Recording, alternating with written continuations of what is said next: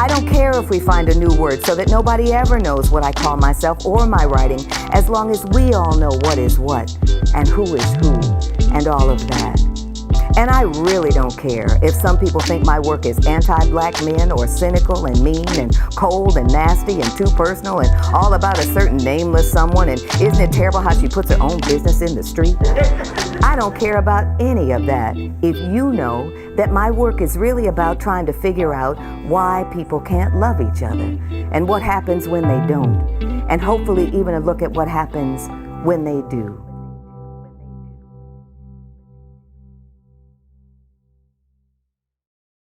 My name is Pearl Cleage. I'm in Atlanta, Georgia. I am Distinguished Artist in Residence at the Alliance Theater Company. Okay, cool. And my name is Alicia Stith. I'm an actor and a bunch of other stuff. So, okay. So, I guess we should start by talking about why I wanted to do this. And then I kind of want to hear why you wanted to do this. So I got the idea over the course of time. I kind of been wanting to bridge the gap between generations. And I feel like working on Angry Ruckus and Shamelessly Gorgeous kind of fueled that. And then in the rehearsal process, it kind of dawned on me like, oh, I could probably do like a series of interviews with different people that I don't want to call interviews, because you and I already talked about that. But for the people who don't know, I kind of just want them to be conversations, because I feel like a lot of the problems that we have I'll stick with America because I don't want to speak for the larger world, but I feel like a lot of problems we have are because people don't talk to each other. And that's between generations, but that's also within the same generations. I just feel like people don't understand each other and sometimes don't want to. But for the people who do want to, this is kind of who that's for, I guess. Yeah. So why did you want to do this? I kind of want to talk about, because in Angry Ruckus and Shamelessly Gorgeous, the whole idea of the reason why I got the idea partially from doing the play is because there's that whole bridge between generations ordeal, and the whole reason that they have their turmoil. So well, that's actually, I'm thinking about that a lot, and that's where the impetus really came from for the play.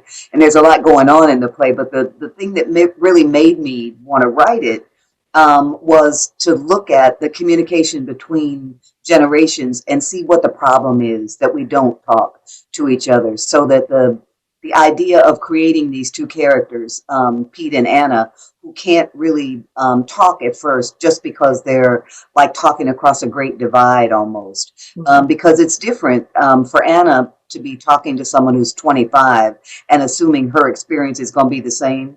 It's different being 25 now than it was when Anna was 25. And a lot of us who are older have a problem with not being able to listen when younger people talk about their experiences, because we're so busy saying, well, you should do it this way, and that's not the way we did it. And it's like all of that is beside the point. So what I'm really curious about is finding a way for young women and older women to talk honestly to each other. And I think that the play was my effort to do that. So when you asked me about having a conversation with you, I was really excited to do it, because I admire your work as an artist. And I have been working in theater for a long time, so that I really have watched a lot of people in theater. And it's important for us to be able to talk to each other. I mean, as theater artists in America, also as Black theater artists in America, also as Black women theater artists in America. So it's like the ability to have what happens in that play, which is they find a way to talk respectfully to each other. I want that to happen in real life. You know, I want us to be able to talk, and more than, for my generation, more than being able to talk, because we are big talkers, my generation. The thing is, we have to learn, see, you laugh because you know it's true. But what we have to do is learn to listen, and to, you know, if it's something that shocks you or makes you crazy, you have to listen and then go home and say, oh, I can't believe that child said that. But while the child is saying it, realize she's a grown woman talking to you. Listen to it. So that's why I wanted to do it, to foster that out in the world, to say, let's throw this conversation out and start another and start another and start another. Okay, yeah, I agree. I don't know. I think there's a lot of judgment between generations. Like, I think older generations judge younger generations, and younger generations do the same. We do the same thing. Like, it's like, Yeah. yeah, but I think we forget on both sides that with each generation, like, everybody's impacted by the generations before them. So it's like, for us, it's like everything that everybody did before us is the reason that we can do everything that we do now. And that's the good, the bad, and the ugly, everything. Yeah. Same thing coming from like older generations. They have to recognize that everything that we do comes from the things that they did and did not do. So it's like the two-way street of both sides of, like, each side, coming from each side, having grace with each other, because we're kind of just reflections of each other. I don't know. Yeah. And I think a lot of times what we'll want is to claim all the good stuff we see in you, all the wonderful stuff we see in you. We claim all that. But then all the stuff where it's a little gamey for us, we don't want to claim it. And we don't know where you got that from. And it's like, no, you got it from us. But we forget how messy our lives were in our 20s and in our 30s and on and on and on. But the messiness, I think, is what often makes that divide from my generation side, because we sanitize our lives as we move along. Yes. I listen to my friends talk to their grandchildren, and I'm like, that's not, why are you acting like that? That is not going to help them. Any kind of sanitizing of your life and pretending that you never had moments when you did stuff that might not have been admirable stuff, but you were trying to grow up, so you did it. But then when you talk about it later in your 60s, it's like none of that stuff ever happened. Right. You never did anything bad. You never did anything wild. You never did anything that you don't admire. And the real challenge is to embrace all of what we gave you, and to realize that you come with your own stuff too.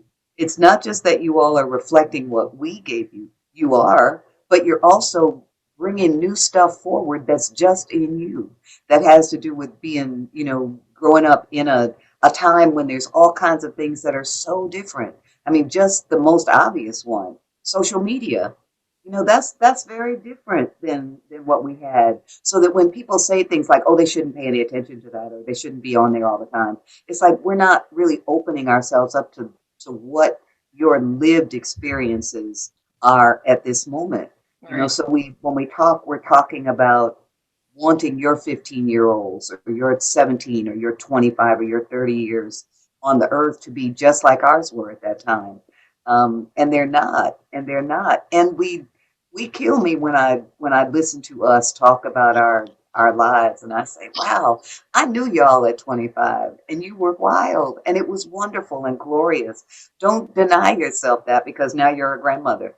Let your grandchildren know that being wild is okay. Be careful, but be alive. Be out there in the world, experience things, do things, make mistakes. Take care of yourself, but be out there. You have to. How else are you going to grow? Yeah, because it's like people, I don't know. Yeah, it's the growth thing, because it's like, with if you tell me, say you raised me and you told me, you gave me a fabrication of what your life was really like, right? And then because I grow up believing that, I'm repeating the same mistakes that you did because I'm not learning from what you would have had to offer me, or what you still have to offer. Right. So it's like, we actually help things move forward if we could be more honest about life, Everything. Tell the truth. Yeah. Because we'll be real good when we talk about study and we talk about school and we talk about preparation and stuff. But when you start talking about love affairs, when you start talking about sex, when you start talking about any kind of drugs, it's just people shut down because they think that they put the judgment on themselves before anyone else can do it. And that's the thing that I think on both sides, on all sides, we always have to let that judgment go and get to the truth. Just tell me the truth, because there's either a good lesson in it or a cautionary tale. But Right. both of those are important. And the cautionary tales, it's just what you're saying. If we don't tell you, then you get to repeat that mistake because we didn't tell you. We didn't say, oh, if you ever run into this moment, this is how I handled it because it was a mess. But this is how I handled it and came out alive and sane on the other side, as opposed to saying, I don't know anything about that. I never did anything like that. It's like, that's not helpful. That's not helpful, especially because we're artists. Most of the artists that you meet who are older than you are, we've done everything. That's when people meet me now and they call me Mama Pearl and, all that. And I'm saying they have no idea. I used to terrorize these streets. But now I'm like a nice little grandmother. I'm working at the Alliance Theater and I'm doing all these respectable, wonderful things that I should be doing at this moment. But that doesn't mean I deny my my youth and my mistakes and all of that, because all of that is what takes you through it and makes you have an interesting life. So when you get to be 80 and 90, you can sit on your porch and say, yeah, I did all that, and I claim it all, and I wouldn't change 1 second of it. And I feel that way, and I'm not 90, but I feel that way. I wouldn't change a second, even the mistakes, because I survived them. Right. But it doesn't do anybody any good if I can't talk about that. If I can't write a character like Anna, who is like all over the map, but she has to realize that it's her. She took herself there. She was the one drinking all that champagne. She was the one, spending the money. She was the one doing it so that she can then come to it in an honest way. So then when she encounters a younger character, she won't be so, just so prim about Right. everything. It was funny because when we were doing the reading and, they had the chat, as y'all were doing what you were doing. Mhm. And when Anna's character, who was Felicia's character, says something or another, and the person put in the chat, oh my God, Felicia Rashad just said, fuck, I can't believe it. It's like hearing my mom cuss. And I'm saying I've known her since she was 17, but they're thinking of her as the grande Right. dame of American theater. And I'm Right. like, Yeah. wild. She was wild. That's not the first time she ever cussed in a play by me. That's it's not that. But we are presented as we get older in a certain kind of way, and we do behave differently. Our lives are different. You're not going to terrorize these streets at 70 the way you did at 25. Hopefully, because that wouldn't be good. Yeah. Yeah. Yeah. Yeah. Because then, yeah, I guess that would mean you didn't learn from. Yeah. Because you got to move forward. There's stuff you're supposed to be doing when you're 25, and there's stuff you're supposed to be doing when you're 35 and 45 and 55, and those are not always the same things because you're building on what you learned. Right. What do I really love about this work that I do, and what am I doing that I don't love? How can I cut that loose? How can I make sure that as an artist, I'm focused on the things that not only feed me, but allow me to transmit the truth of my life experience, what I know and what I've learned to other people in an audience. As a writer, I have to do that. As an actor, you have to do that. When we first did the first rehearsal for Angry Raucous, and you started talking as Pete, and you sounded just like the little girls in my Southwest Atlanta neighborhood who were, the voices that were in my head when I wrote that character. And I was like, oh my God, I wonder if this girl's from Southwest Atlanta. And you were like, no, I'm an actor. And I was like, oh, I'm supposed to know that. It's not that they are these people, but the fact that you are working in a way that you could embody that girl without judgment, even though she makes a living in a way many people can't handle, that you were able to bring her forward in a way where she was dignified, she was smart, she didn't take any stuff off of anybody. That's exactly the character I was trying to write. So that for me as a playwright, if I'm going to write honest characters, I have to have actors who are prepared to go there with me, who are prepared to walk forward into that role and make Pete be somebody that we can love. People love that character. And if you ask somebody, how do you think you would feel if you met somebody who was making a living in porn movies? They would throw up their hands and say, oh my God, I can't believe it. But it's not a general people who are making their living in the sex industry. It's like, how do you feel about Pete? How do you feel about Joanne? How do you feel about Mary? How do you feel about, this one or that one? But we have to be able to put those characters forward in a way that challenges people's assumptions about who we are, because as Black women, we are everybody. It's like that old song about I'm every woman. You know, we're everybody, and we got to be able to bring that forward in the work we do. Because when we do, people love it because they want to see it. I always want to see a reflection of what I know to be true on the stage, and I'm sure you do too, which is why you bring it forward. Yes. Thank you. Thank you. I worked hard on that accent. I'm not. It was spot on, trust me. Thank you. So wait, okay. So okay, that's a thing that I feel like you do really well. So it's not 100% on your actors because you write characters really well.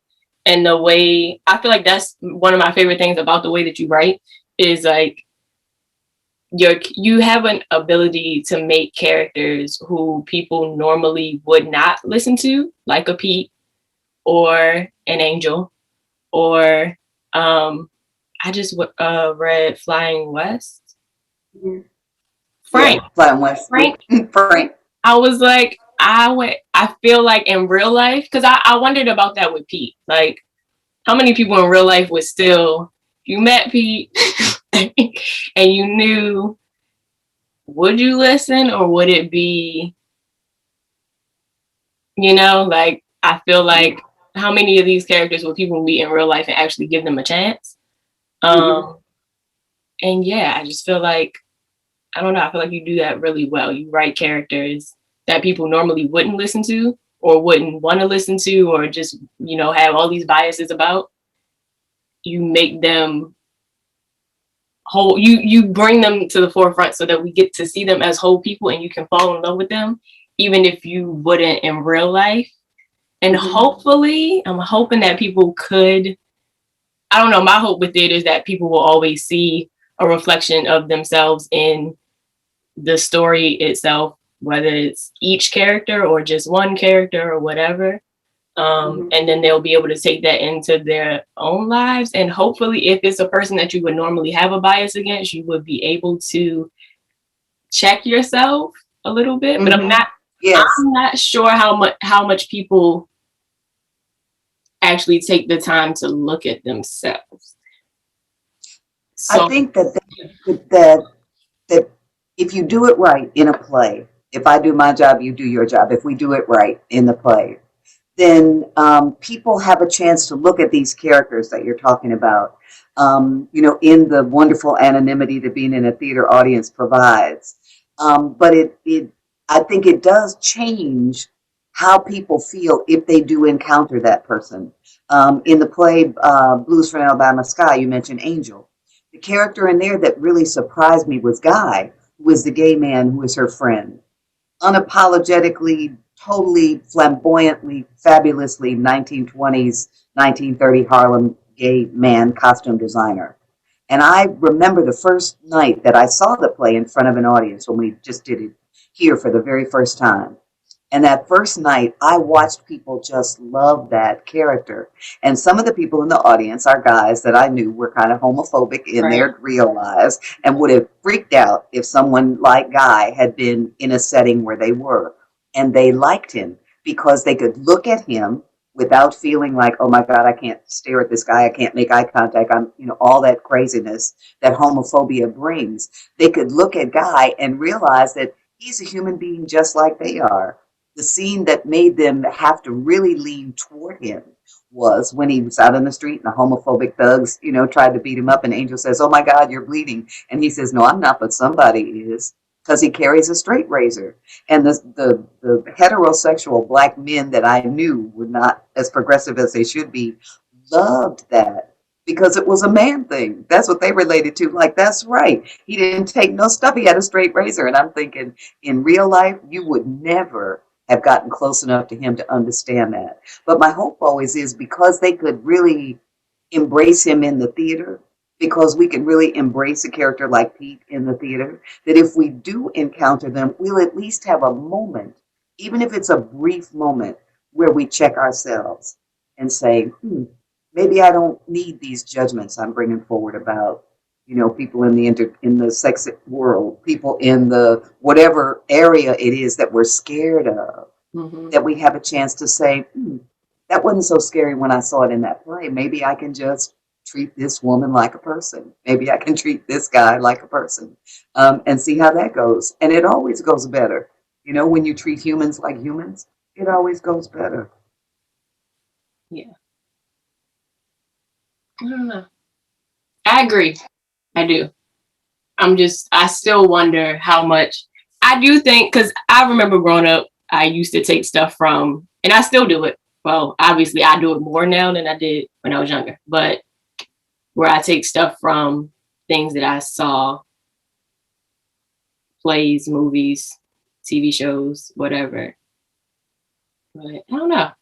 I'm still curious, because that's one thing I feel like the world is doing more and more of, is we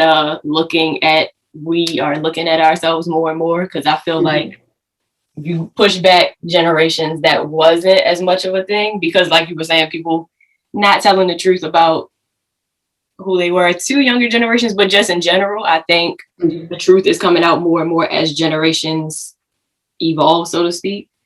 So yeah, and yeah. Because I think people are afraid. I think that's why they don't. Yeah.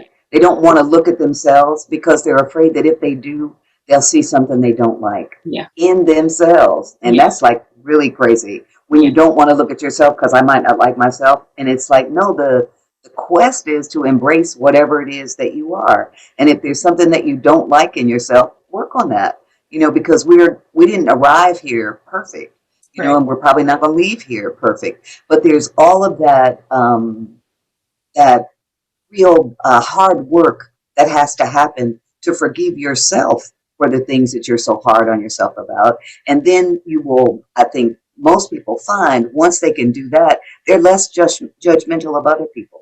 Because the reason we're so hard on other people most of the time is because we're hard on ourselves, you know, mad at other people, judging what they do, judging what they listen to. You know, my husband and I were having a discussion walking the dog this morning about, because he was playing Supreme's music this morning. So he's playing I Hear a Symphony. And I was thinking to myself, wow, I love that song. It's so romantic and lovely, and just, you know, lovely song. And I'm thinking, okay, that's my generation hearing this. What's the difference between hearing that and hearing Cardi B? You know, I mean, it's like, how does our generation open our ears to her saying what she's saying about sex and about sensuality and about what she likes and doesn't like, and how powerful this part of her body is and all that? And we're like saying, oh my God, Diana Ross never sang about that. And it's like, no, she didn't. But this woman is. So how do you understand not only what the music is saying, but what that means about what people think about love? What does courtship look like in 2021? It doesn't look like it looked in 1965, I'm sure. What does it look like? What does it feel like? How hard is it to be a young woman growing up, when the young men in your world have heard all of these very sexualized songs, and then they're looking at you like, okay, now you do it. You know, now you do that. And it's like you don't get to discover your own innocence and grow into whatever your sexual expression is, without having a lot of images that have put in people's minds how they should act when they're being sexy, how they should act when they're having sex. And it's difficult, you know, to do it. The complete availability of porn, so that, you know, 10, 11-year-old boys are seeing images that they then have in their heads that shape what they think women do when they express themselves sexually. And that's why I love Pete saying, you know, what the director wanted her to do was something that no human woman would find pleasurable. Because it's like, I say, wow, what must that be like to be a 10-year-old boy and come up on some hardcore pornography? It must be like, whoa, or an 11-year-old girl and come across it. It's like, is that what I'm supposed to do? Is that what it looks like when you do it? You know, and what does it feel like? And does it feel like this music that I'm listening to from Cardi B, who has complete sexual confidence? Or is it, you know, is it Diana Ross being so innocent? Like, you know, you're so lovely when you kiss me, I hear a symphony. And are those two compatible in the same world, in the same group of women? And I'm curious about that. I want to know. So that's what people laugh at me. You know, my daughter laughs at me because now she's not used to be my conduit to young people's music and all that. But now she's got, kids 20 years old, so she can't be my conduit anymore. But I'm always looking for, young women who can talk to me about the culture, about the music, about growing up in the world that your generation grew up in, and how did it shape your ideas about love and sex? Hmm. Just a little question for you. Right. I know, right? Because it's there. I think about the Motown music. I grew up in Detroit, and I remember hearing the Temptations singing their first little hit in Detroit, which was called Dream Come True. And I remember being in my little bedroom thinking to myself, wow, I want somebody to love me like that. Yeah. Because the lyric is, I don't care where you came from. I don't care where you've been. I just love you. I just will love you till the end. And I'm thinking, wow, I'm like 11, 12 years old. I want that.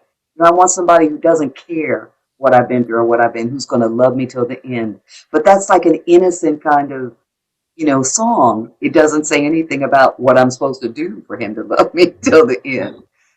So there's all of that. What if that song had said, I'm going to love you till the end if you can do this really well, if you will get down on this really well, as opposed to just kind of leaving it open-ended for me. So I think about that. I look at my granddaughters and say, wow, I wonder what they're listening to and how they think about it and what they've already heard. So I ask them a little bit, but they're young. And the older one, I'm sure my daughter is like, do not start talking to her about all that stuff. Not yet. Leave her alone. But it's that, your generation is growing up with very different ideas about love and sex and intimacy and commitment, and it's interesting to me how that manifests in the relationships that sustain you. Yeah, I don't know. I don't know. That's my thing about generations. Generations the markers get confusing for me. I think because I had older parents growing up than a lot of my peers. I listened to a lot of old school growing up. Every time I was in the car, it was all like old school. And then we didn't have internet in my house until I was in like 6th grade, I want to say. Something like that. I think I first had internet on my phone before I had internet on the computer. Like on my computer, all we did was play games and type stuff. Mm-hmm. I don't know. I feel like when I was little, I had my whole wedding planned out. I wanted love. I don't know. I kind of want to ask my niece, but I think she's still in school. Yeah, probably. She's literally downstairs, but I think because she's 14. So she kind of is more growing up with Cardi B. Mm-hmm. I feel like me and Cardi B are more like the same age, or a similar age. I don't know. How old is Cardi B? I don't know. In her mid-20s, same, whatever, Yeah. So I don't know, but because I still came after Lil' Kim, and I was in middle school, I think, when Nicki Minaj came out. So I don't know. I don't know. I don't know. I wasn't really a big Nicki fan when I was in middle school. I remember when Lil' Kim first kind of came on the scene. And my daughter was still young then, so I was, seeing it and all of that. And I called a group of my feminist friends, my peers, and said, okay, y'all need to come over because you are not listening to what these girls are listening to, and we need to know what they're listening to. So they were like, oh, great, okay, cool. So I had like 5 women over to the house, and we drank some wine. I said, okay, y'all need to listen to this. Don't start hollering and screaming. Just listen to it. So I'm playing, some stuff for them that I knew they had not heard, and they completely freaked out. They were not ready for Lil' Kim. They weren't even ready for the picture, where she's, Yeah. all there, all of that. They were not ready. So I kept trying to say, okay, we have to listen to it. They were like, take it off, take it off. So we have to listen to it because we have to know what they're hearing. Right. Because we can't talk to them about what they're hearing, either saying, that is so great, I love it, I'm so glad y'all are listening to that, or as you listen to that, think about what that message is that's coming to you. Right. In a way that they can accept it, because we're not just saying, don't listen to it. But I remember trying to have that conversation with my peers about Lil' Kim and just the women that were coming forward at that moment. And they had a very, very, very difficult time with it. That's one of the things where at the end of the evening, they'd be like, girl, you are crazy. You shouldn't be listening to this. Y'all are like Black women scholars and artists, and you're telling me I shouldn't be listening to what our girls are listening to. We have to do it. Right. So I felt like, well, maybe that's my job as a writer. I have to listen to everything, synthesize everything, so I can, offer it back in a way where they won't run screaming from the theater, but will actually listen to what Pete has to say. I don't know. This part of it is really interesting. I'm trying to think, like, oh no. I feel like, I don't know. I think from talking to my nieces and just me and my peers, I think most people still want love, which is why I love Cardi B. I do. I love that she gets to be herself. I don't know how much a lot of what's out in terms of Cardi B and Meg Thee Stallion, how much people are really, I don't know, I feel like it's important that they get to live in their truth, because like we were talking about earlier, you live in your truth and then you can get to the next thing because of it. So they'll learn the lessons that they learn from being, at least being able to be out and honest with who they are. But I don't know. I always feel like I have a friction, I guess, with the idea that seems to be being put forward a lot that, well, men do it all the time, so we do, because I feel like it's not really, a lot of times I think a lot of people, I'm not even gonna say women because I don't want to try to gender it, but I think that a lot of people still want love. And I think that because it's like with every group that's been oppressed in whatever way or suppressed in whatever way, I feel like people get kind of caught up in the, I don't know, it's so many layers to it, but like people get caught up in one, trying to get back at the people who did them wrong. So, well, my man cheated on me, blah, blah, blah. So I'm doing it too. Mm-hmm. I'm gonna be free and liberated and be with everybody and do what I want. But you really, at the end of the day, you're not getting what you want. You just kind of getting even, which I'm not mad at. But I think if the point is that you want to settle down, you can do all of that, but that's not necessarily going to get you your person, because you can't. I don't think you can. I guess you can sustain a relationship on just sex, but it's not going to be. I don't think it would be a deep. I don't think if you want a long-term, deep relationship that's really about true love, I reflect you, you reflect me, I don't think that sex alone will equal that. Yeah. But I don't know.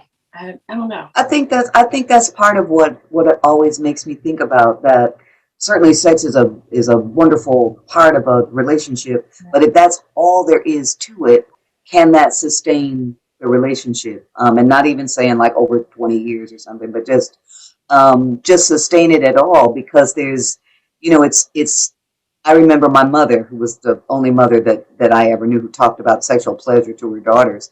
But she said, the thing about sex is it's really wonderful.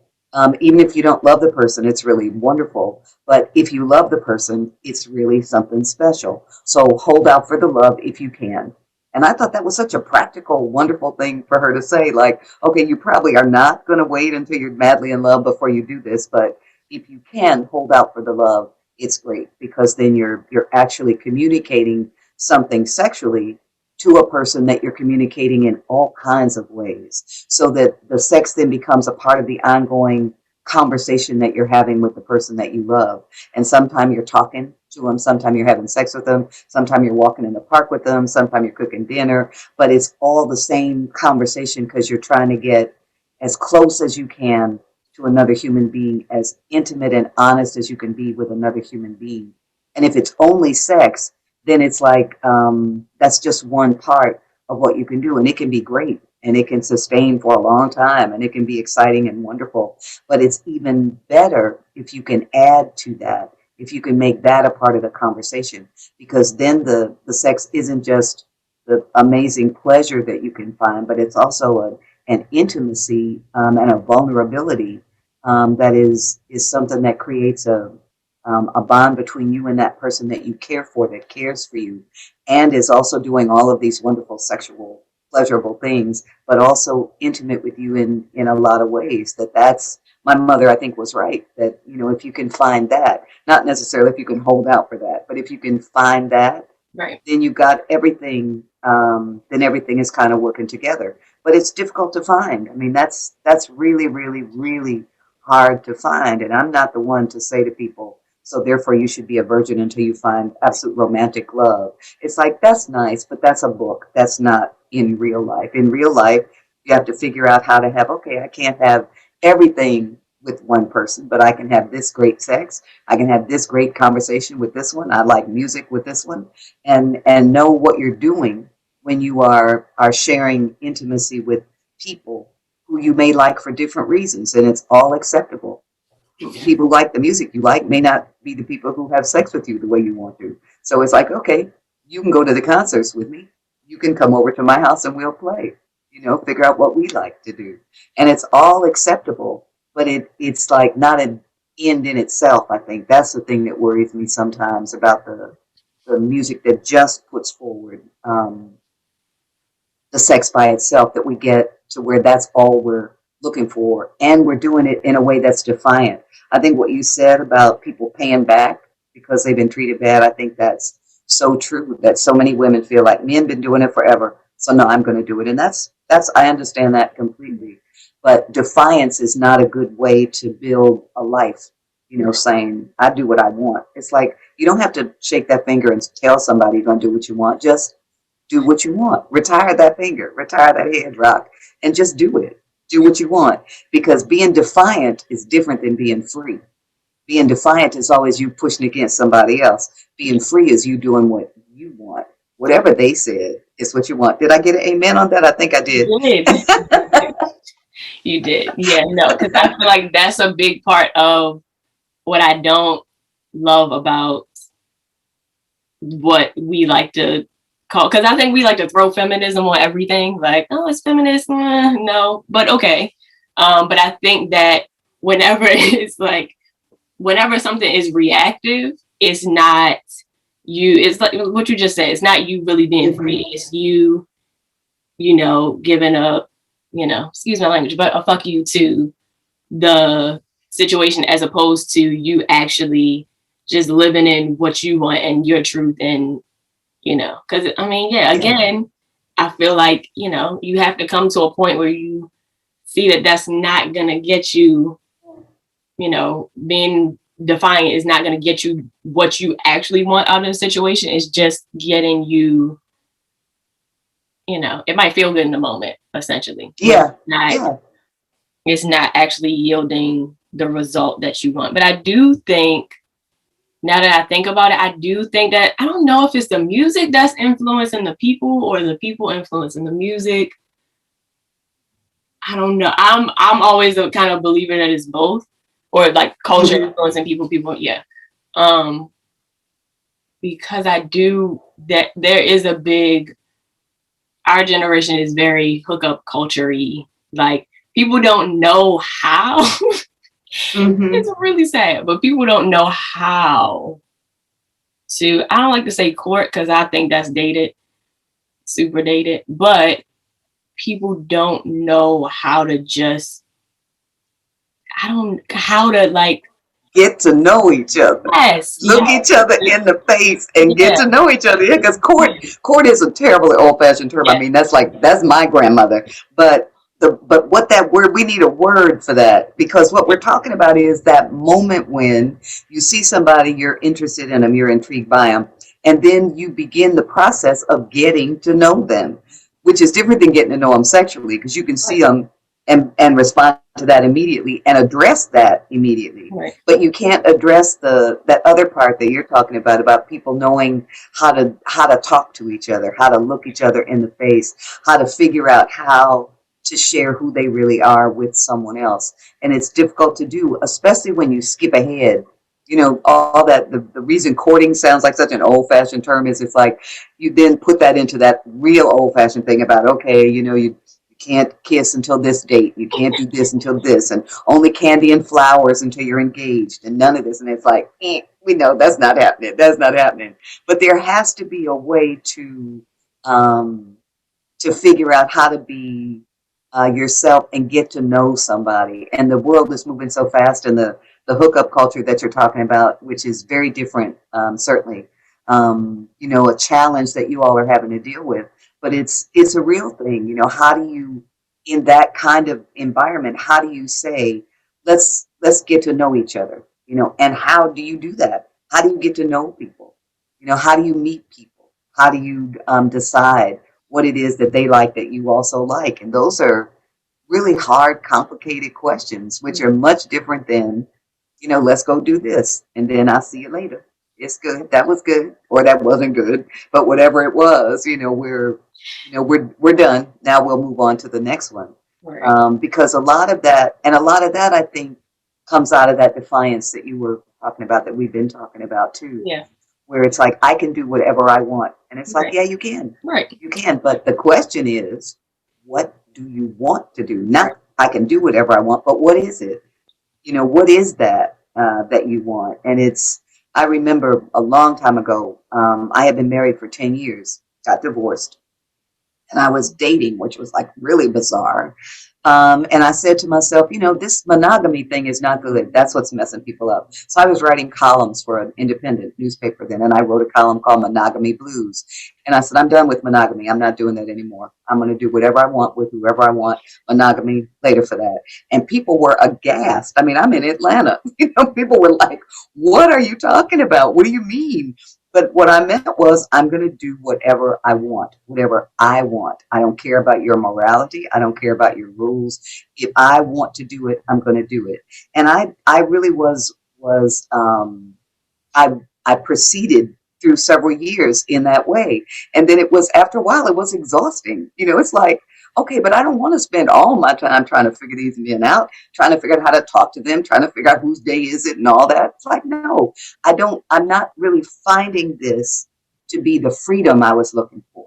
This is more defiance, then it winds down into something that's just strange. So it's like, okay, I can do whatever I want. And then you get to that question, what do I want? And then it's like the song, I fooled around and fell in love. And I said, oh, monogamy. I see. I want that, because I just want him.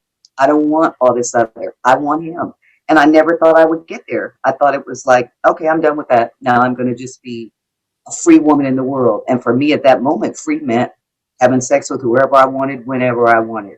And then free came to me being able to express the love that I felt for this one person in a way that was all about me and him, trying to get to know each other as well and as deeply as we possibly could. And that was like, okay, that non-monogamy phase is over now. I'm done. Now I'm getting married again. And people were like, wait a minute.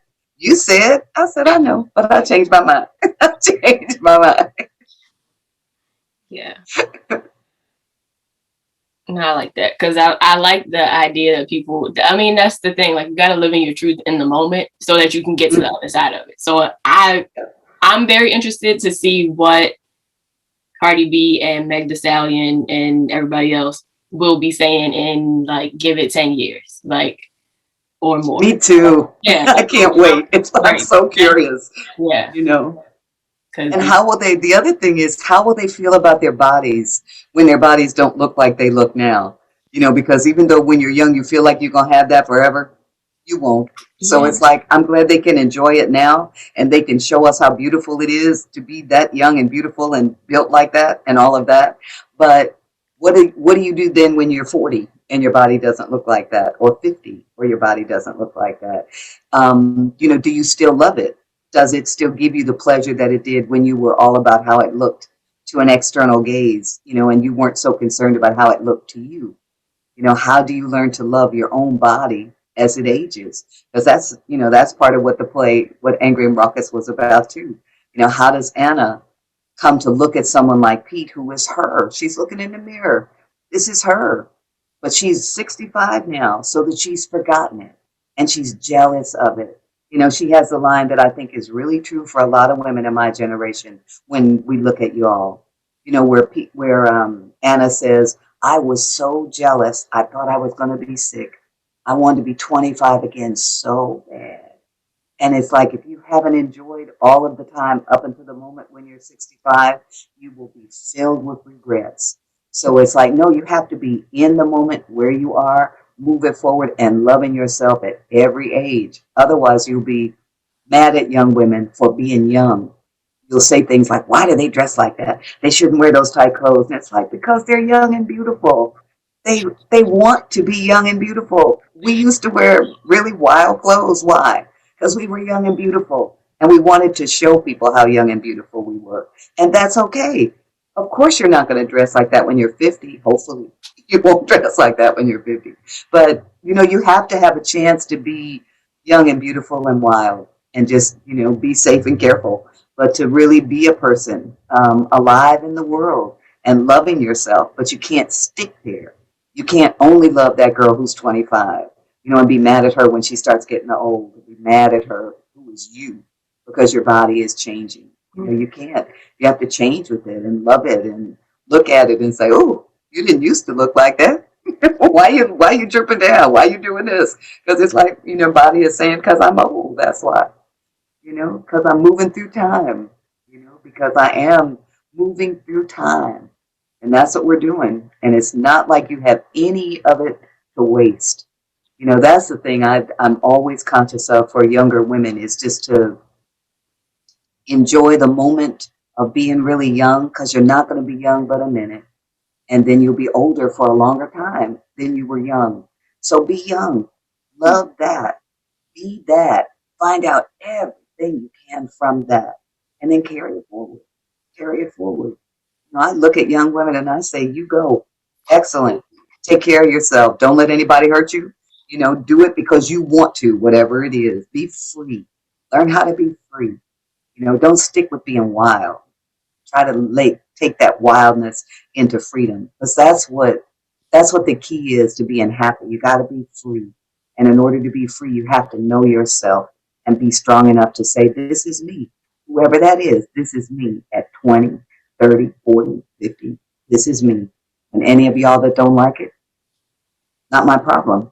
I don't even have to be defiant and say, well, then you better get out. It's like, not my problem. Not my problem. That was a big thing I went through, where I was like, ooh, defiance. Don't like that. Don't want to be defiant. Because then I'm still out-directed. Out-directed. I don't want to be out-directed. Freedom is inward. How did I feel to be free? How does it feel to be free? How can I continue to be free? And to acknowledge people who are different and who are going to have different ideas about freedom. But that freedom is the goal. We all are trying to get free. All of us, I think, whoever we are, gender aside, race aside, we're trying to get free. And we don't know how to do it.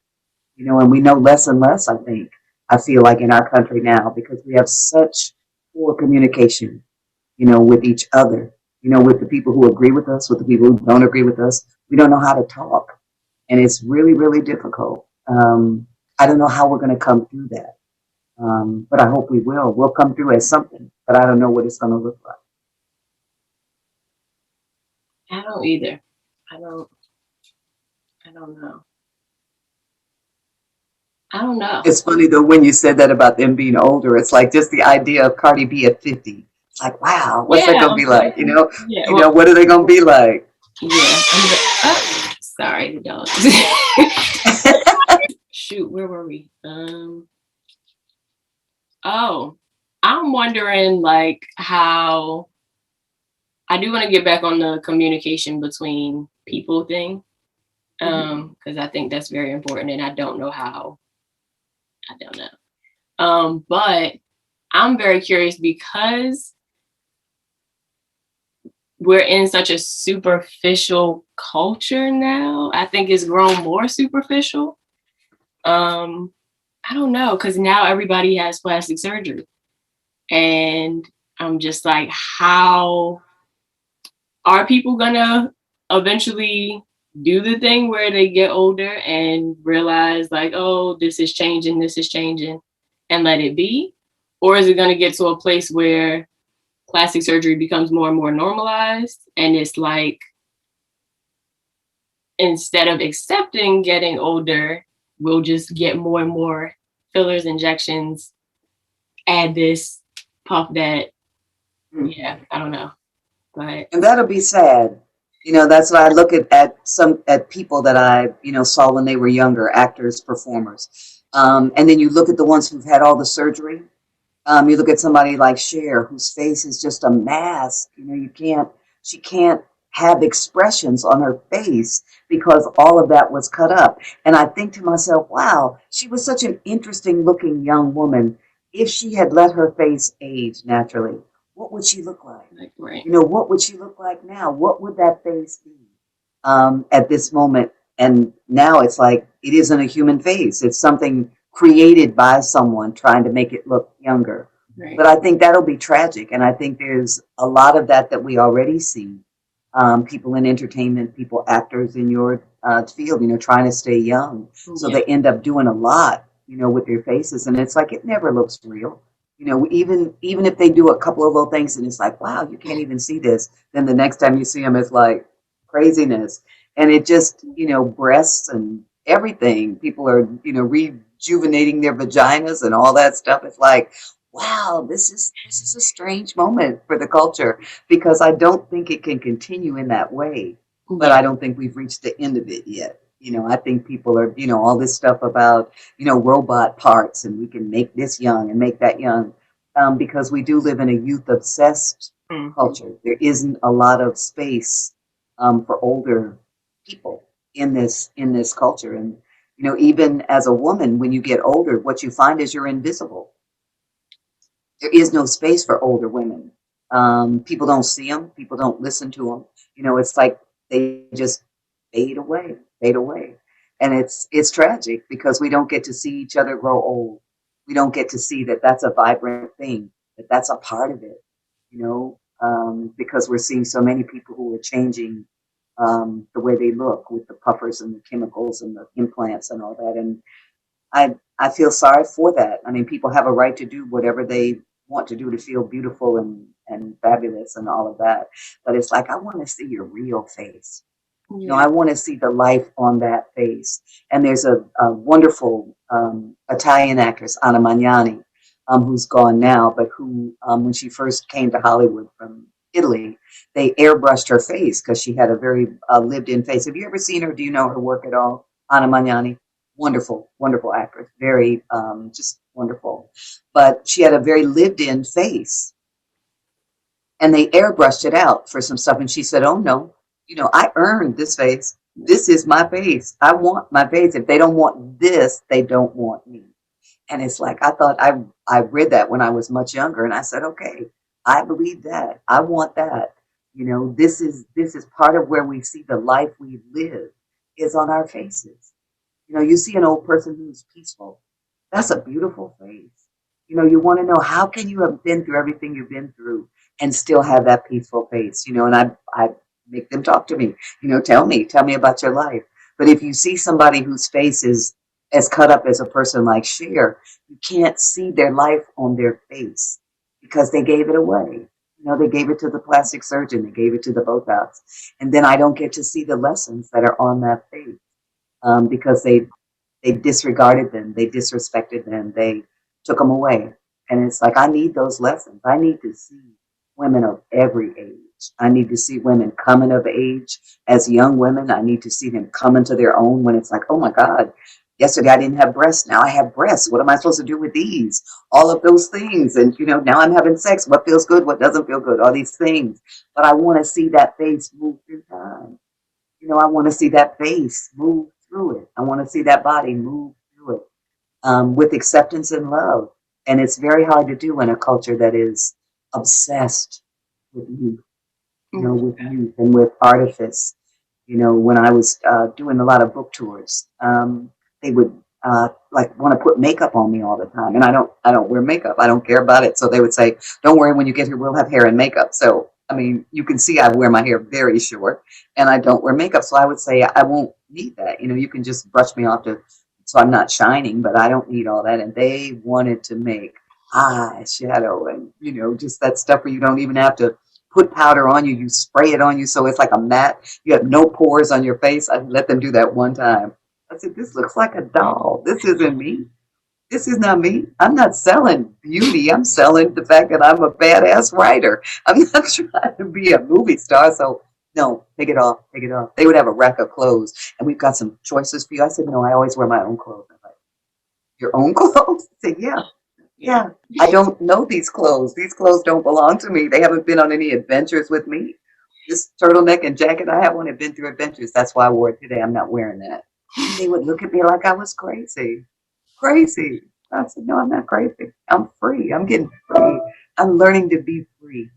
So, no, not doing that. And the world didn't end, and they still did the interview, and they figured out a way to shoot a picture of me that looked lovely, and everything was fine. But I had to be the one to say, no, I want my real face. I want my real clothes. I want my real self, my authentic self, because I love her. I want her. I don't want the one with the cat eyes. I don't wear that. So that can't be me, Yeah. That can't be me. Yeah, that's my biggest thing about all of it is like, not even like, I do think it's cool to be able to look at people and like, what you were saying about being able to see their life in their face and body and all. But I just think most importantly is the last part that you said, like you being like good with you. Like if you want to do whatever, as long as like it's not, all of it can't be for somebody else's gaze or Right. for like, if I just feel like, because that's why on a regular, I don't like to wear makeup, even when my skin is like acting crazy. Because I just feel like there have been times when like my face would go through a period of just breaking out and I would try to cover with makeup and I had to talk myself out of it because I'm like, Alicia, if you're not okay with being able to see the pimples on your skin, I mean, like, I don't know, I just feel like you have to be comfortable with your truest form, physically, mentally, emotionally, whatever. In And order, it's hard sometimes, isn't it? absolutely, like, absolutely. But I don't know. That's what I worry about with people in superficiality is, are you really doing this for you as much as you think you are, or is it really like because you're covering something? Like, because I feel like you always still, as you evolve as a person, will still have to come back to loving your rawest self. Yeah. Oh no. And the thing is that dressing up like that and putting makeup on and all that, sometimes it's fun. It's like, as a little girl, we liked all that dressing up. And sometimes it's like, okay, I'm going out. This isn't me presenting myself as a serious writer. This is like, okay, I'm going out and I want to dress up. And then it's almost like putting on a costume. Like, okay, I can, I want to dress up as whatever it is for that moment and do it. And I think that's fun. So I don't, it's like, I know people who like to watch the awards show so they can watch the red carpet and dog everybody out. And it's just like, okay, we can do that. That's fun. Especially if you're not there. You could really dog the people out. But it's like, that's okay. They're dressing up for a beautiful night and they look beautiful. Let them be dolls. Let them do that because that's fun too. And we get to have fun with it. We get to have fun with ourselves. We get to have fun dressing up, and doing it. But it shouldn't be required. It shouldn't be that, we want people to think we look like this every day. Right. It's like we know Beyonce does not get up in the morning looking like this. And I love her for, letting pictures of herself be out with her hair and rollers and all that. Because it's like, no, this is me. This is me. Y'all know I have to go through a whole lot to look like I look when I come out as Beyonce. Like, okay, good. Be yourself. Be real. Okay, wait. So, what was the point I said I wanted to come back to? About the communication, about people talking. That, yeah, I don't know, because that ties into, I guess, like the state of America as a whole. I don't know. Yeah, I don't know. What do you think about where we are, where we're going? I don't know. I think we're in a real transition moment. I think that Donald Trump being in the White House was not helpful in any way to anything. I think it encouraged people to fight each other. I think it encouraged people to buy into bizarre theories about things that are confusing and frightening to them. And I don't think that helped. But I think that we already were in a dangerous situation, or he couldn't have been elected. So that the moment of people not being able to understand that we're all in this together in a real way, is a major problem. And we've got so many ways now to feed the division, so many different ways that the internet and the other outlets that people look at can feed those conspiracy theories that set us against each other.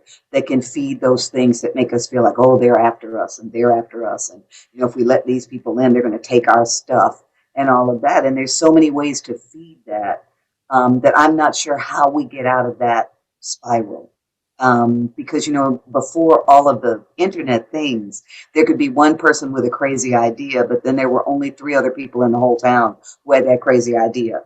Now they can find thousands of people with that crazy idea, so that it's a dangerous moment, I think, especially since we're such a violent country. I mean, we have guns, more guns than any other country in the world. You can buy a gun in Georgia, where I live. You can buy a gun at the Walmart. You can buy a gun anywhere. So that the idea that we are angry, we don't know how to talk to each other in a good way, and we are fully armed, it's like not. It doesn't make me feel optimistic about the immediate future. However, I do believe that Martin Luther King was right in saying that the arc of the universe is long, but it bends toward justice.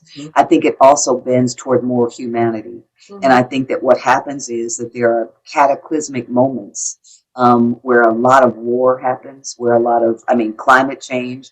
We can see we are the only species that would destroy the planet we live on.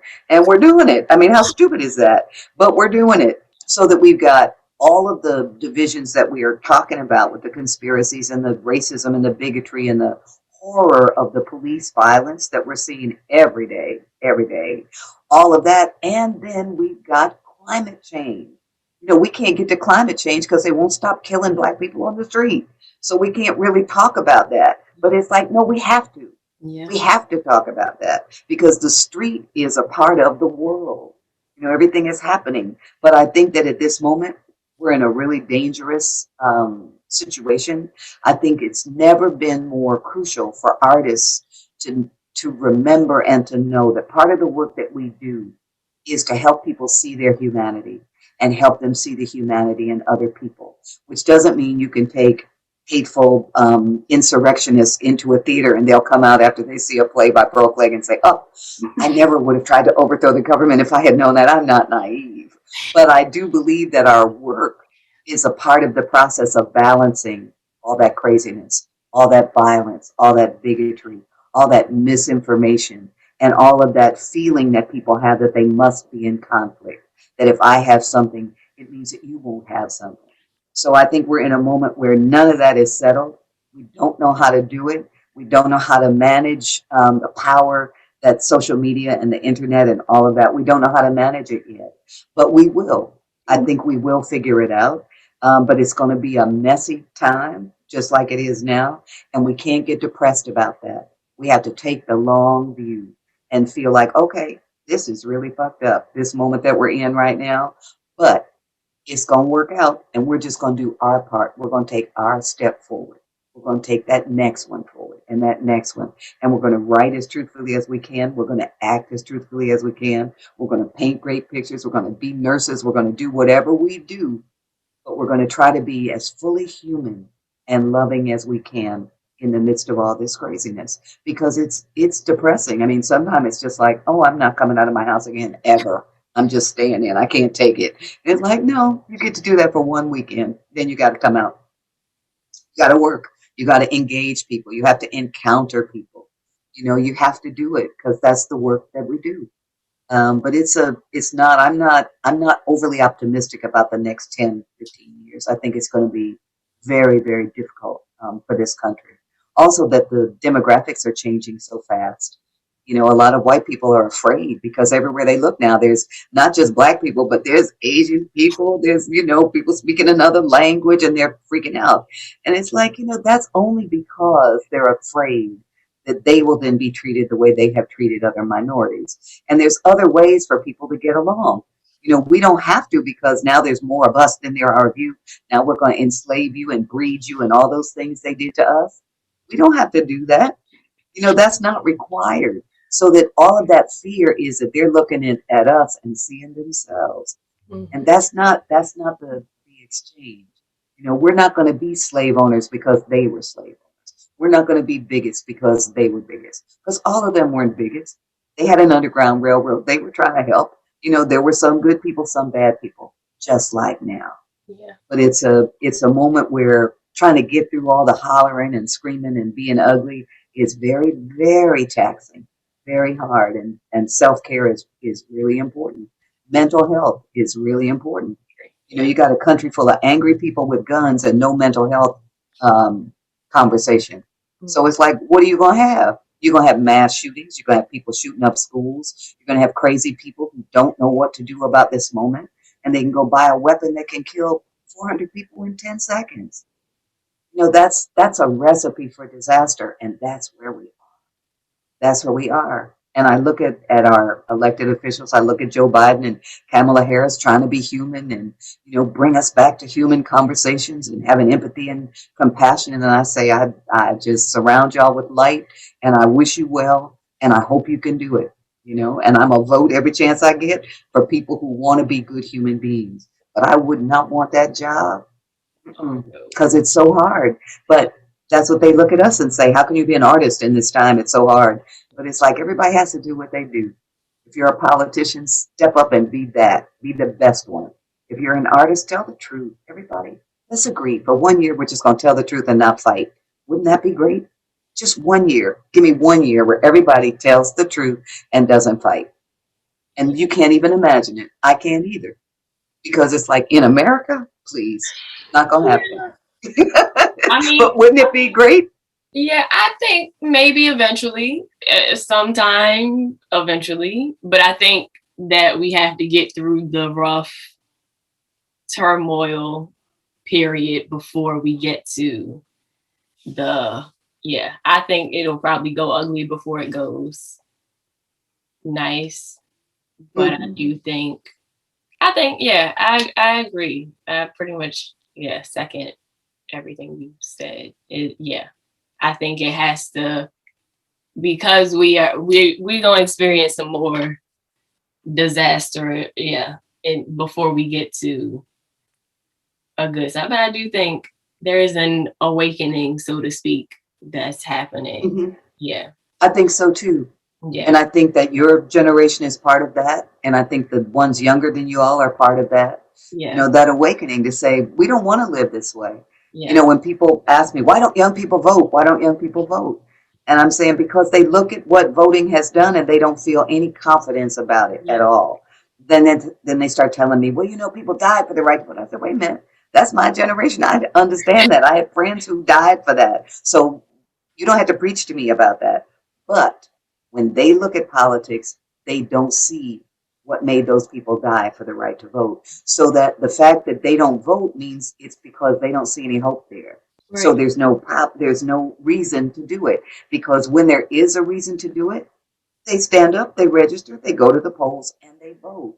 But it's that moment of trying to figure out what's the solution that we can offer. You know, and it's like, is voting the only thing we can offer? What else can we offer for this moment of awakening? Is spiritual awakening the part of it that we're offering? It's like we got to offer all of it. Yeah. All of it. because we can't just say you have to vote. That's the only thing. And I'm big on voting, but I know a lot of young people who were like, not even interested, don't think it's right. And I'm like, okay, that's my solution. We got to vote good people in. If you think my solution is crazy, what's your solution? Tell me what you want to do. And then if they say, well, I don't know, then I say, that's your challenge. Then you got to figure it out because I got an answer and I'm asking you. Now you got to give me an answer. And then we can talk about our answers and see if our answers in some way are compatible. If you're for this and I'm for this, let's see if we can make that work together. Yeah. And I know, and yeah, and we have to, and we will. I believe it. It'll take a while, but I think we will. Because otherwise, the earth is just going to shrug us off. It's going to say, okay, Yeah. I tried, but we are so done. I'm so done with you. And as people say, oh, the earth is going to be destroyed. And it's like, no, it won't. There just won't be people on it. And we've been through that before. It's like we weren't, but there were dinosaurs. Now they're not. There's changes that the earth does that naturally occur. And then there's all the stuff that we're bringing about because we're polluting and doing all the stuff that we're doing. But it's that moment where it's like if you don't take care of the earth, then your mother is going to shrug you off and she's going to flood you. She's going to send storms to you because you don't know how to act. Yeah. So we gotta figure it out. Figure it out, because otherwise it'll be just a beautiful green earth. All the other animals will be here and we'll be gone. People will be saying, "Oh, so glad we got those humans off. Those violent people are off. Now we can just be, otters and lions and antlers, all the other animals that we are. We can be fish, we can be all that. And we won't have to deal with a ton of plastic being dumped in our habitat. We won't have to deal with smoke killing us. But I don't want that. I don't want an earth where there's no people on it. I want my grandchildren and great grandchildren and great great great grandchildren to be able to look and say, wow, look at this beautiful place where we live. Aren't we glad that all the people that came before us, did the work they needed to do so we could be here dancing together in the sunshine? Yeah. Yeah. I agree. I don't know. Cause I'm also one of the people that's like, I will vote and I do vote, but I don't know how much I really believe that it does because I just feel like I don't know. I am kind of like a work within the system. It's not after a certain point, I believe the whole system has to go. Like, cause it's like, I don't know. I see things from a spiritual standpoint and from a people standpoint, but it's like, I don't know, when you think about how America came to be, spiritually, we're sitting on a lot. So I'm just like, oh, the energy didn't die with the people that died. So now it's just like spinning out of control. But I think in order to, you can't really right the wrongs, but I guess in order to make things better going forward, the system has to be dismantled as opposed to us keep trying to work within the same system. And I don't know, like I don't know. I'm so glad you said the thing about people saying that like, oh, your ancestors died for your right to vote. I'm like, yeah, but if you think about it, throughout history, people died for things that they didn't know weren't going to be what they were supposed to be. Like, if you can rig an election, then it's not, me voting didn't necessarily matter in that election because you changed it to be what you wanted it to be anyway. I think in this past election, people just decided to be honest. So the votes actually mattered because they didn't lie about them. But well, I don't think people decided to be honest. I think they were pressed into being honest because we have people like Stacey Abrams and all these young, bright people, mostly young Black women, who were like there watching, making sure, getting us all to the polls, making sure all that happened. So it is what you're saying. It's like, okay, what will it be? Can we reform this big thing to make it work for us? And that opens up all kinds of wonderful conversations like, okay, if this isn't it, if this kind of government isn't what you want, what do you want? Yeah. And how do we do that? How do we make that come into being? If we're not going to vote, what do we do? You know, we're too big now. We can't gather in the town square and everybody talk it out. It's like what kind of government do we want that's going to help us as a group of people figure out how to live together? Because that's the challenge. Yeah. How figure out how groups of people can live together in peace. And human beings have never figured that out. We're at war all the time, all the time fighting about something. You look at the movies, it's like, I realized one time, I said, wow, every single movie, people are fighting. It's a war movie, it's a cowboy movie, it's a thriller, it's a whatever, but people are fighting, fighting, fighting, all the time. And it's like, okay, we got to get whatever the hundreds of thousands of however many years it's going to take us to get to the point where we understand that's not it. It's going to take a long time, because think how long we've been fighting, thousands of years. And now it's like, okay, we want this to be fixed. Right. We're ready. We're tired of it. We want it to be fixed. And it's like, okay, but it's not going to happen like that. It may take another 1,000 years, for us to be peaceful. And we won't be here. But it's like, that's why you have to say, okay, but some bright women are going to be talking, or whatever we are at that point. Who knows what we'll call ourselves, what we will have evolved into. Yeah. But we'll be some kind of peaceful being, that will look back at this last 1,000 years and say, wow, there were some barbaric people up in there in 2021. And we'll have to say, yeah, we were. But we were working on it. We were working on it. And that's all we can do, is work on it. Work on it and believe that we can make it better. Because if we don't, who's going to do it? It's that old thing about, if not us, who? If not now, when? Yeah. It has to be us right now. Right now, whatever it is, whatever you believe, bring that good thing forward. If you have a spiritual feeling about something, bring that spirit forward. Every morning I walk in a park 2 blocks from my house that was the site of a big Confederate battle. This is all black neighborhood. We're out there walking our dogs, black folks talking, waving at each other and stuff. And on that very spot was the Civil War. They were fighting whether or not we were going to be slaves or free. On that spot. And every morning when I walk it, I swear I can feel the ghosts, because they made the people that they were enslaving come and build the battlements so they could hide behind them and fight. So I'm thinking, wow, what must that be like, to be forced to be helping the people who are fighting to keep you enslaved? So I walk my dog. I say thank you to my ancestors who were doing it. It's because they didn't want to be helping the bad side. And I can see those Confederate ghosts so confused. Like, how did this happen?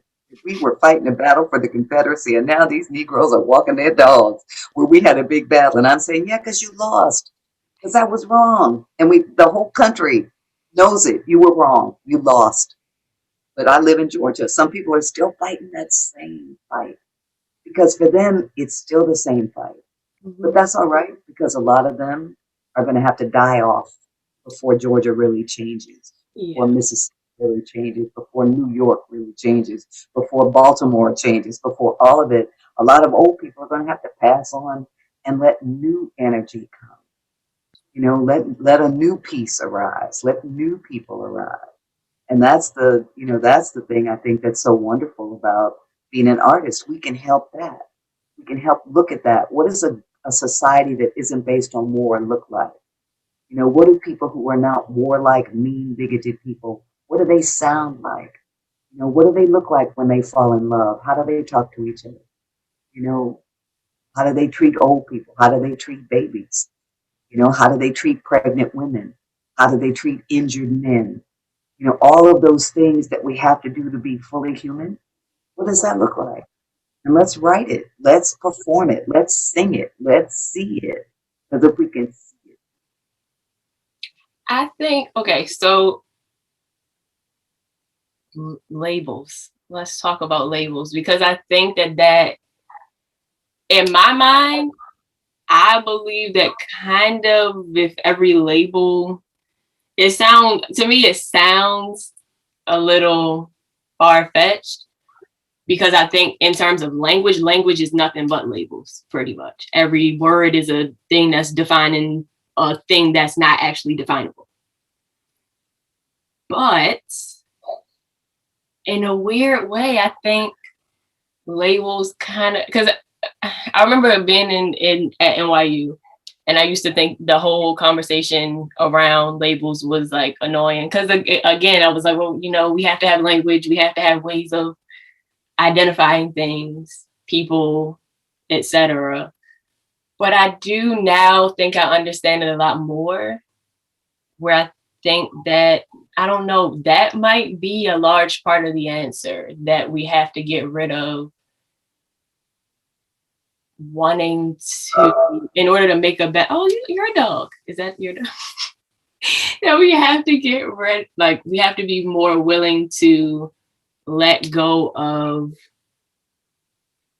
our need to define everything. And because in definitions, there's always, in order for something to exist, it has to have an opposite, or it has to have a, if it's not black, it's white. If it's, and I think that's where we get in so much of our turmoils, that people are holding on to labels while other people are trying to get rid of them, in a literal sense and in a more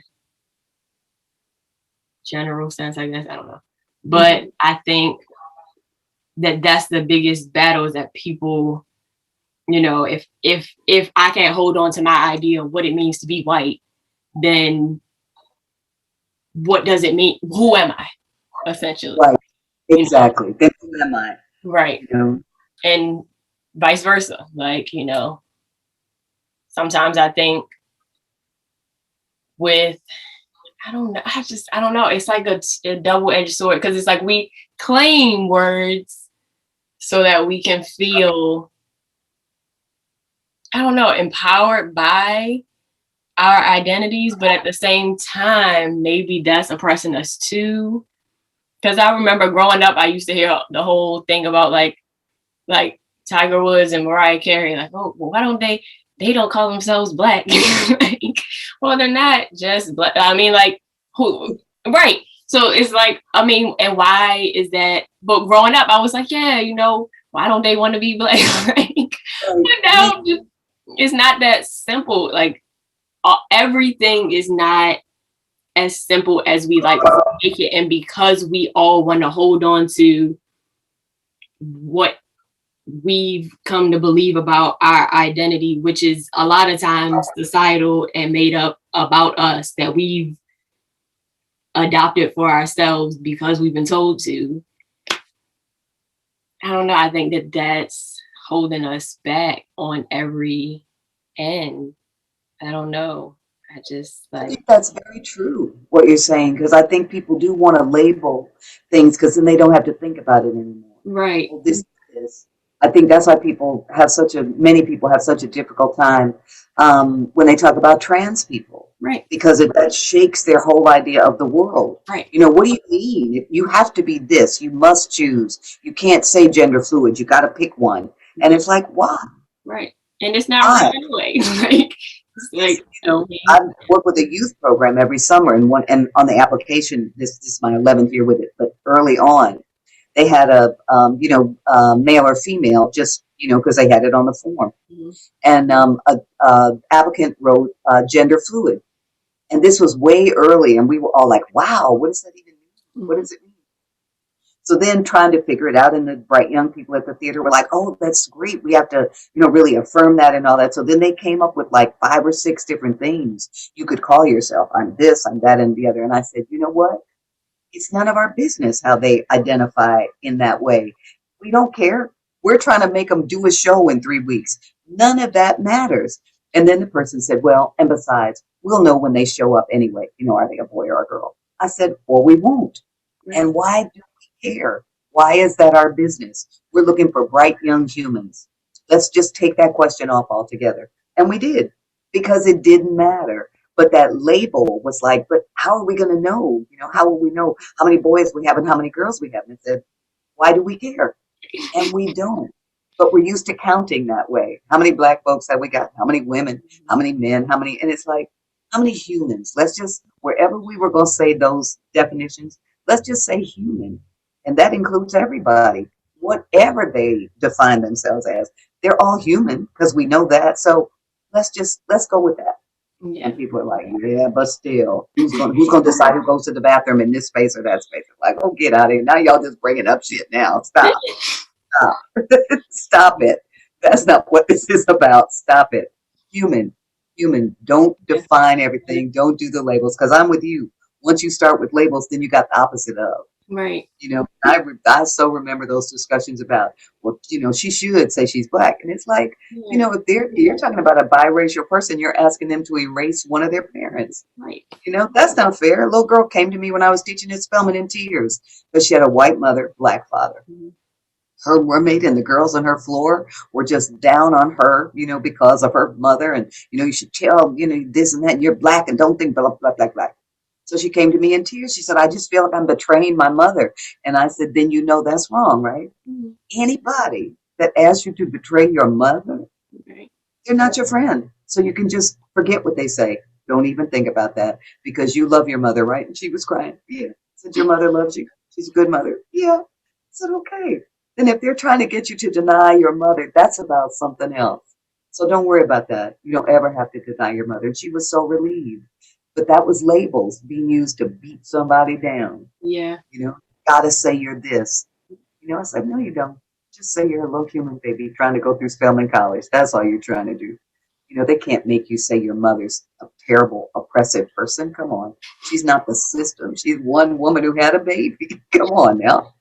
But it is. It's challenging, and it brings us up against our own, and we as Black folks, we got a lot of that, because we're so used to being under siege.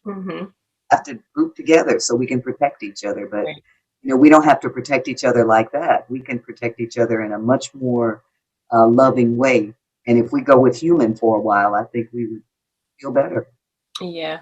I agree. Yeah, I feel like that's where we're headed. Eventually, everything has to be labelless Yep, because we I can't. think we are too. I hope we are. I got my fingers crossed for that. I think we are. I think it might take a while. We might That's not okay. see it, but Okay. yeah. It's the long view. We can do it. Yes, I agree. Okay. I don't know. Is there anything else you want to talk about? I had, I think, 4 questions from. I let one of my friends give me 2 questions, and my 9th grade English teacher gave me 2 questions. So I do have 2 questions. But is there anything else? Oh, you want to do those now? No, yeah, sure, whatever. I mean, Okay. So I'll start with my friend Adriana. She wanted to know, okay, this one is a little long, but I like the question, so I'm gonna give it to you anyway. okay. Okay. She says, Miss Clegg, in your play, Angry, Raucous, and Shamelessly Gorgeous, Anna wanted to be remembered for her own image and her own visual work rather than by Pete, who was essentially carrying out her legacy by recreating the piece that Anna was acclaimed for. Do you think that this significance of not wanting to be remembered through the scope of somebody else's work applies to current artists today? And has that ever impacted you in your life as a playwright? I think that conflict in the play had to do with Anna struggling against being the age that she was. She was 65. She did not want to be the old lady who was put out to pasture. She did not want to hear, you're too old to do this piece and stand around naked. Nobody wants to see that. No, she did not want to hear any of that. So I think that her anger and fear of aging made her turn that energy on Pete. And also because Pete was not coming to her in that kind of, oh, you're so great. And can you just help me find myself? And I want to do it just like you did it. That wasn't Pete at all. So that I think it made Anna feel even more defensive about a young person stepping into that moment, stepping into that role that she had created. And I think that often happens as people get older, that they are nervous about their own mortality, about having to admit that if you're so old now that people are stepping into the roles you used to play, that means that you're really getting older. And at the end of we know that you're going to die, but people don't want to think about it. So I think Anna was up against her own mortality at that moment. I haven't had that moment. I'm not a performer. I've done performance, but I don't define myself as a performer, so that I don't have the same aging uh, stress that I think I might have if I was an actor like Anna was an actor. You know, you can be a writer and be a little old lady and it's fine. Nobody's worrying about that. But it's very different to be a performer trying to portray people on a stage, and that's all different. So I haven't had that, and I also am not a person who's afraid of aging. I have been very fortunate to know a lot of really wise, wonderful, interesting, alive, older women at every age, so that I'm not afraid of that. And I feel that whatever I'm learning as I'm going through my life, I get to carry that into being an old woman. So that when Anna talks about at the end, and Betty's talking about, you know, you can tell the story of your life to young people, and when they get tired of hearing it, you know, you can tell the story of your life to me and all of that. But all of that about passing on what you know, I'm very aware of that as something that is necessary and also pleasurable for me to be able to say, this is what I've learned. Take it and use it or toss it out the window, but I'll give it to you because it was useful to me. And I hope I can continue to be that way. I think of Georgia O'Keeffe, the visual artist, you know, who was 100 years old, walking around with her little cane and her long black dress, and she's walking through the hills in New Mexico. And I'm thinking, okay, that's the kind of old lady I want to be, you know, still alive in the world, creating artistic work, looking at the sky, taking my little cane when I'm walking on the Confederate battlefield, you know, and being alive. And that's what I want. So I haven't had that Anna moment, and I don't think I will. I'm not that girl. There you go. Great question too. Thank you. Yeah, I thought it was good too. Thanks. Okay. And then she also wanted to know. Oh, I'm echoing. Okay. What does having a legacy mean to you? And why is there a desire to create life in the form of art during such a troubled time? The first one is the easiest one. I don't think about legacy at all. I'm a playwright, so my plays will stand. I'm a novelist, so my novels will stand or they won't. But I don't think about that. Like I'm trying to craft a legacy. I don't think about it. And I know I have friends who are like that, you know, who want to be sure that they can control the narrative of their lives when people look back on it. I trust y'all to say who I was, so I'm not worried about that at all. And I think in troubled times, that's the time when artists have to step up because there's always troubled times. You know, when we talk about how hard it is today and everything, and really, really old people will say to you, yeah, you think it's hard now, but you should have been around here in 1940. It was really hard in 1940. It was really hard in 1925. It was really hard when the war was on. It was hard when the Depression was on. So it's always hard. So that you can't ever have that moment of saying, these are hard times, so I can't do my work. You know, I can't do my creative work. You must do it. In the middle of the war, people are writing poems. On the battlefield, people are writing poems, singing to each other.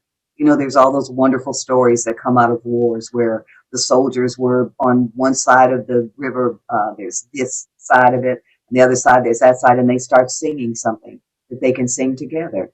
So that art is always a way for people to get back to that common humanity. And we need it more in times of crisis, in times of trouble, than we need it in easier times, because that's the time when it's more challenging to love each other and to see ourselves in each other. So this is the time to do more art, not less.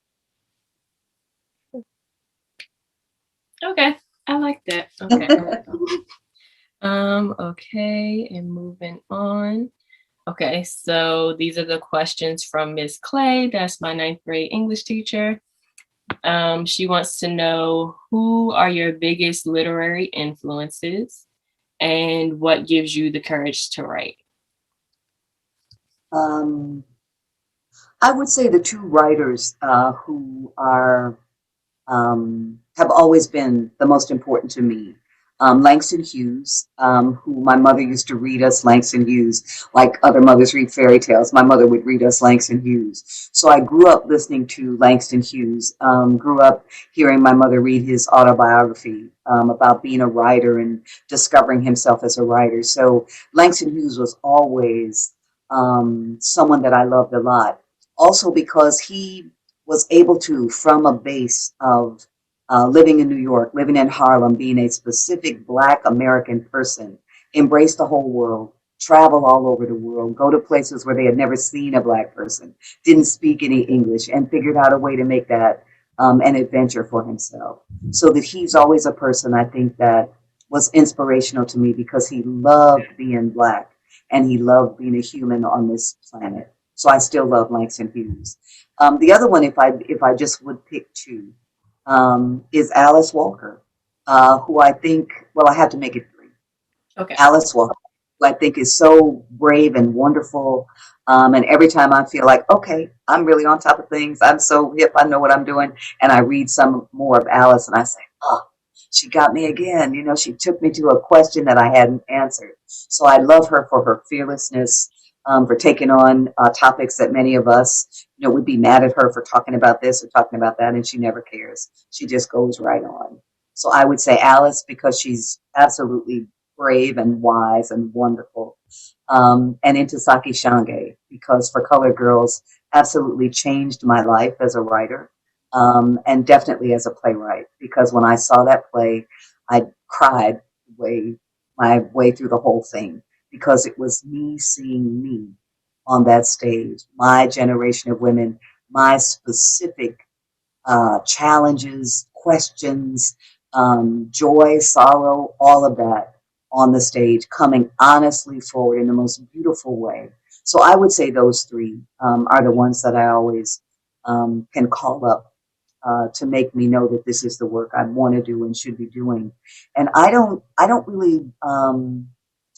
Writing isn't courageous for me. It's like that's what I do. I've always known I was a writer. I mean, since I was like 2 years old and knew there was such a thing as a writer who wrote books, it's like I wanted to be that. So that the thing that would be the worst punishment for me would be if I couldn't write.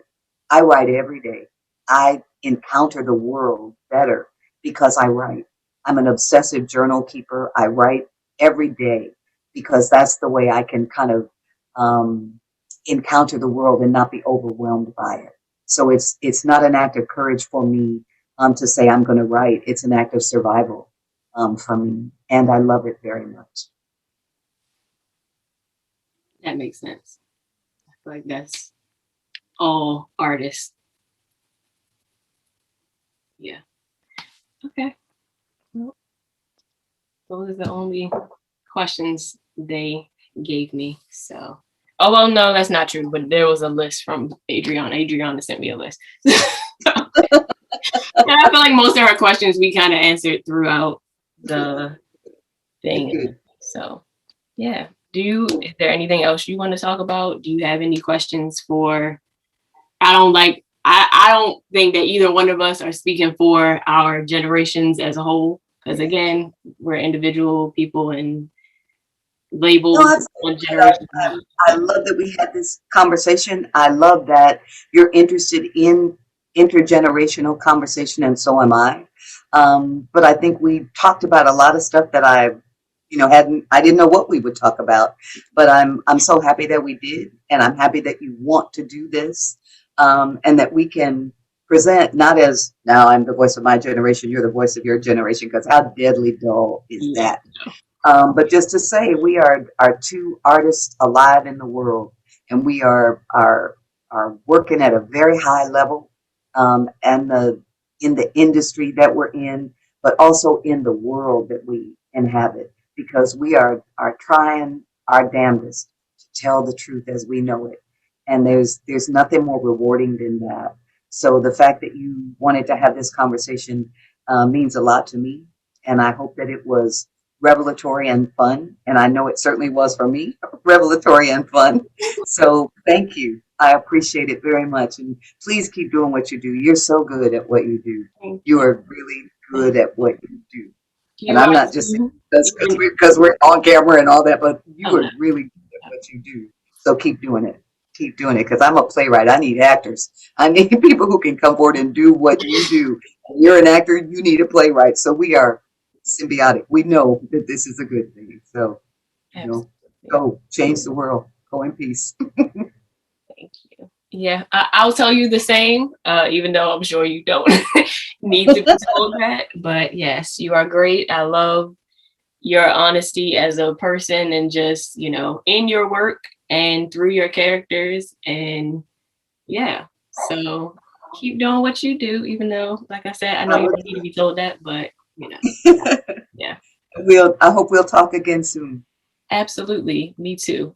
Um, I'm gonna end the recording and then have a couple of questions to ask you outside this, but not related. This is technical stuff. So Okay. All bye right. people. Thanks for watching.